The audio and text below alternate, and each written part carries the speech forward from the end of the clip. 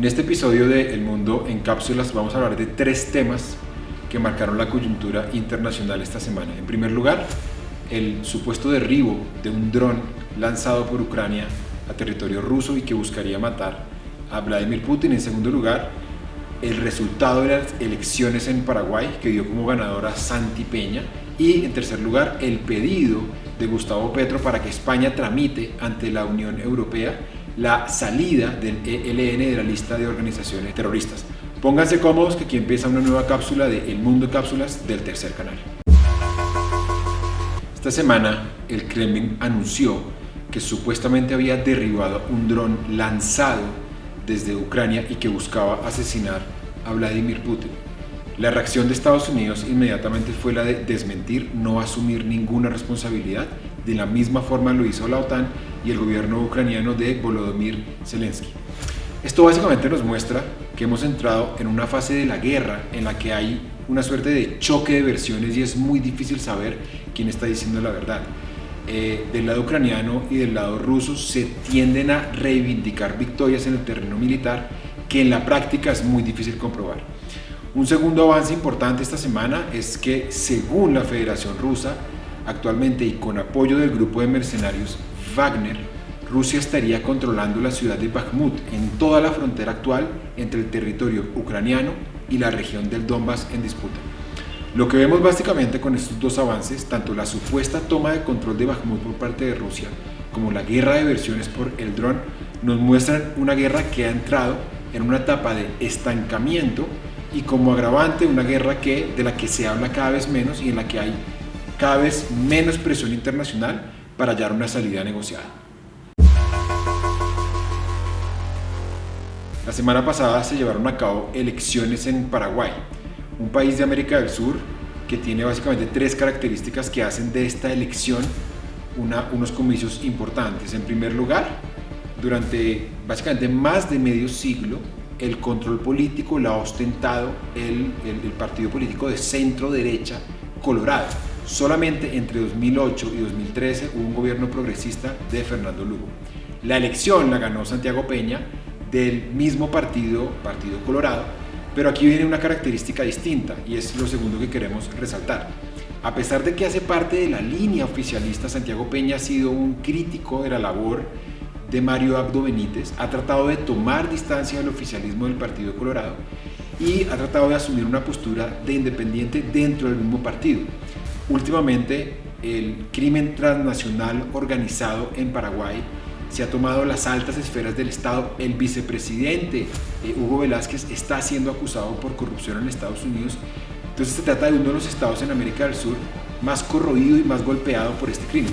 Y en tercer lugar, algo sorpresivo en términos de política exterior, y es que muy a pesar de que Santi Peña sigue la línea derechista del Partido Colorado, ha decidido reconocer de manera preliminar al gobierno de Nicolás Maduro. Hay que recordar que Paraguay era de los países que más había mantenido el reconocimiento a Juan Guaidó y con esto vemos un cambio de postura frente a la política en América del Sur.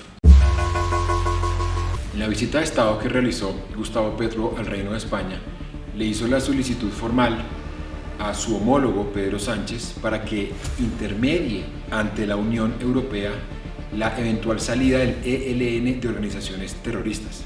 Es importante recordar que esta lista surgió desde el 2001, desde los atentados del 11 de septiembre, y en 2001, en ese mismo año, por pedido de Pastrana, la Unión Europea decidió la inclusión de las FARC. Al año siguiente, por pedido del presidente, en ese entonces Álvaro Uribe Vélez, se decidió que el ELN entrara. Es importante que para que la Unión Europea pueda participar como promotora de este esquema de paz total, que se elimine al ELN de esta lista. Ahora bien, esto tiene un condicionante. El ELN tiene que cesar muchas de las acciones violentas en las que ha incurrido en el último tiempo y confirmar que tiene una vocación política. Es decir, lo que se ha planteado es que se elimine de la lista de organizaciones terroristas como punto de llegada de una serie de gestos de paz y de avances en la mesa de negociación. Por ende es importante recordar 2 cosas. En primer lugar, solo se eliminará al ELN de esta lista en la medida en que haya avances en el proceso de negociación, y 2, en la medida en que el ELN transite de la vida armada a la vía política. Estamos en la población del Valle, jurisdicción del municipio de Bahía Solano. Estamos emitiendo desde el tercer canal la voz de los que no tienen voz. El canal que claramente y de manera transparente le decimos a los colombianos, tenemos una mirada progresista del país, le estamos dando la voz a estas personalidades, a esta lectura de país. El tercer canal, el canal de las víctimas, el canal de la paz, el canal de los derechos humanos. Gracias, gracias. Aquí diferentes jóvenes saludando la aparición del tercer canal. Acaba de pasar, vemos que se dispersa la movilización, algunas explosiones. Los jóvenes están saliendo en ese momento de la Plaza Bolívar. ¿Qué pasó? Pues Holman, tú viste, todos vieron que veníamos de manera muy pacífica para llegar a encontrarnos en la plaza y continuar con nuestra actividad. Pero esto es lo que quieren causar, esto es el temor que nos quieren infundir. Desde el tercer canal, la voz de los que no tenemos voz, nos sentimos muy orgullosos de esta transmisión porque cumplimos con nuestra línea editorial. Darle voz a los que no tienen voz, la promoción de la paz, de la vida, de los derechos humanos. No hay derecho que volvamos otra vez a repetir esa película de barbarie, de tragedia.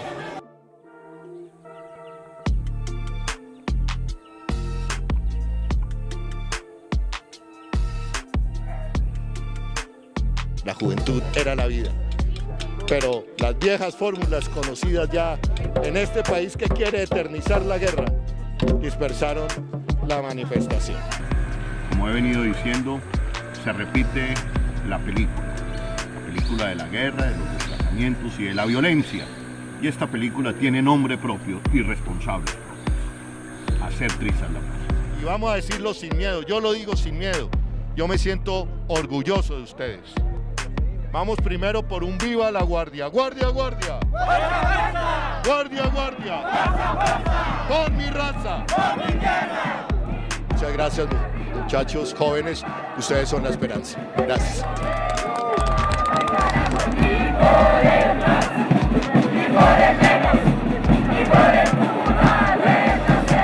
Somos el tercer canal, la voz de los que no tienen voz.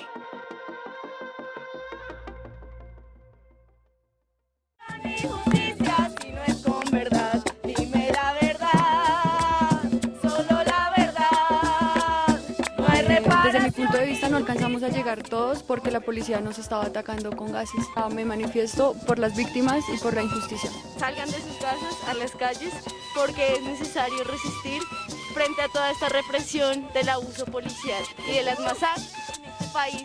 Nos quedamos con música mostrándoles que no todo en la vida es violencia. Es algo que realmente como jóvenes queremos contribuir y que seamos escuchados, que nos unamos todos y que sea una sola voz. Bueno, esta es Colombia. Vivimos en el realismo mágico